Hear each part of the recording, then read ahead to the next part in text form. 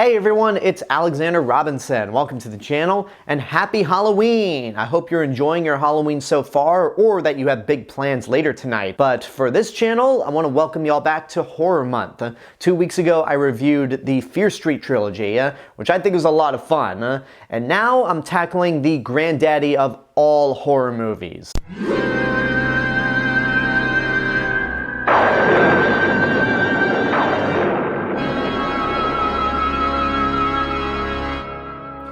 This is my review for The Exorcist, which came out in 1973 and was directed by the late William Friedkin. Considering how famous this movie is, it almost seems rather pointless to talk about the plot. But if you must know, The Exorcist is about a little girl named Regan who gets possessed by an evil spirit, and her mother is trying to do everything she can to try and save her daughter, which in the end results in her calling in 2 Catholic priests to perform an exorcist on her. Before I continue, if you like this review and you want to see more videos like this in the future, make sure to go ahead and subscribe to this YouTube channel and also hit the bell button to get notifications when a new video comes out. Anyway, let's continue with the review. So this was a long time coming because The Exorcist has always been cited as the scariest movie ever made. It's considered one of the greatest movies of the 1970s. It got nominated for several Academy Awards, including Best Picture, a rarity for this genre. And I just never got around to watching it. And I have 2 reasons for that. The first reason is that because of its reputation of being the scariest movie ever made, I just kind of avoided it like the plague. I had watched the original Halloween when I was 16 years old, at night, and that movie scared the hell out of me to the point where I couldn't sleep for days. So what do you think The Exorcist is going to do to me? But another reason why I've avoided this movie for so long is because, considering its reputation and how many people have built this up and saying it is the scariest movie ever made, I was scared to watch it and not like it. Like, what happens if I see this movie and it's not scary to me and I just don't like it?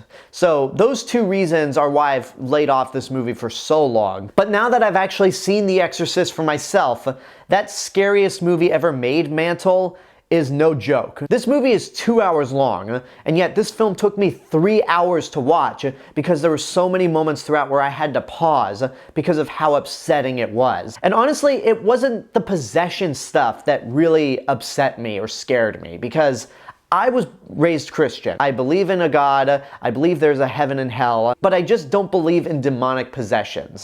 There's something about that that just doesn't really scare me all that much. So why did I keep pausing this movie? Well, the real horror for me came from the idea of a parent who's trying to help their child, but there's no clear answer to what's wrong with them.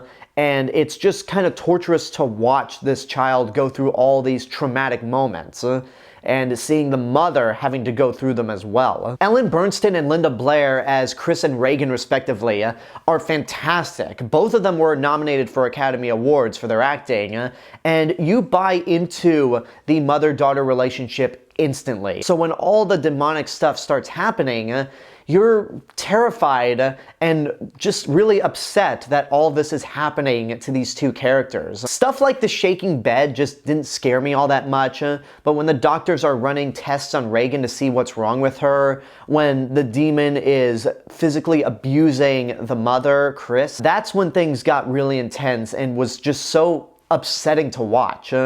And both these actors, again, are phenomenal in their roles, which makes Ellen Burstyn's role in Exorcist Believer all the more frustrating because you took this character who had a lot going on in this movie, and then you try to make her more authoritative in the Legacy sequel, and then end it with just blinding her and putting her out of commission for the rest of the movie. Like, screw off, Exorcist Believer. Another great performance in this movie comes from Jason Miller as Damien Karras, who has his own plot going on as well. There's kind of 2 movies happening at the same time that kind of connect by the 3rd act. And this character is dealing with a lot of personal issues himself, such as the loss of his mother, loss in faith. So at the end of the movie, when he helps Max von Sydow perform an exorcism on Regan, and then we get to the big climax of the movie, which, even though this is a retro review, I won't say what happens at the very end,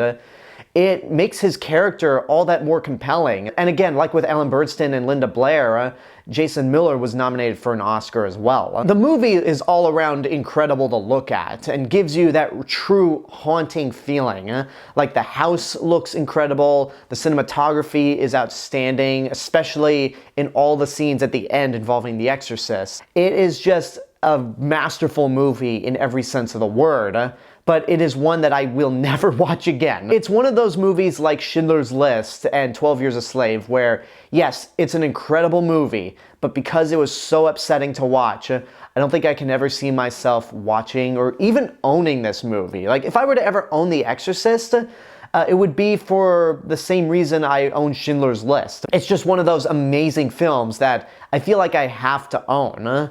But I can never watch this again. Like, it is just such an upsetting experience. It is successful in being a horror movie, no doubt about it. And for horror fans, if you've not seen this movie, for whatever reason, it's worth seeing in your lifetime. And because this movie is so upsetting to watch, it's why I'm not gonna go the extra mile and say, get off your ass and go see right now. Is it the scariest movie ever made? I mean, the fact that it took me 3 hours to watch a 2-hour movie certainly says something to that statement.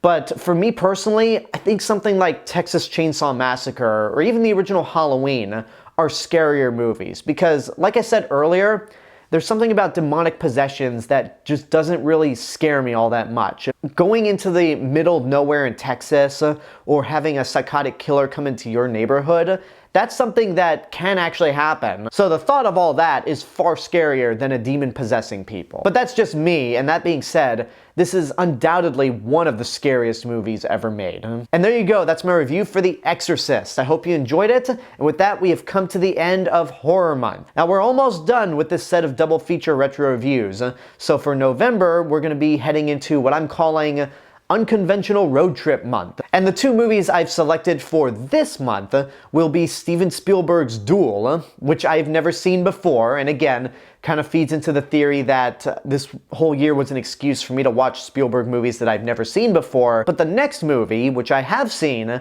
will be Planes, Trains, and Automobiles. I originally wanted to try to find another Thanksgiving movie to review, but it seems like those are in such short supply that I thought, screw it, Duel. And considering that Planes, Trains, and Automobiles is a road trip movie to begin with, it kind of feeds into the unconventional road trip theme. So check back in November for these two retro reviews.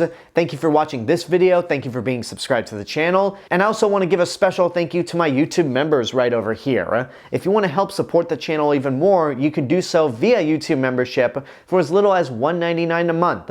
Not only do you get early access to all of my videos, but you get exclusive perks that nobody else gets, including my top 5 favorite series, and starting in the new year, the ability to both nominate and vote for retro reviews on this channel. So I hope you guys consider joining as a YouTube member in the future, and until next time, I want to know what you guys think about The Exorcist. Whatever your opinions are, let me know in the comments below. Don't forget to like the video, subscribe to the channel, and hit the bell button to get notifications. If you want to find me elsewhere on the internet, you can find me on Facebook, Instagram, Letterboxd, Threads, and my theme park and travel channel right here on YouTube. I'll see you guys in the next video, but until then, have a good day, take care, and happy Halloween.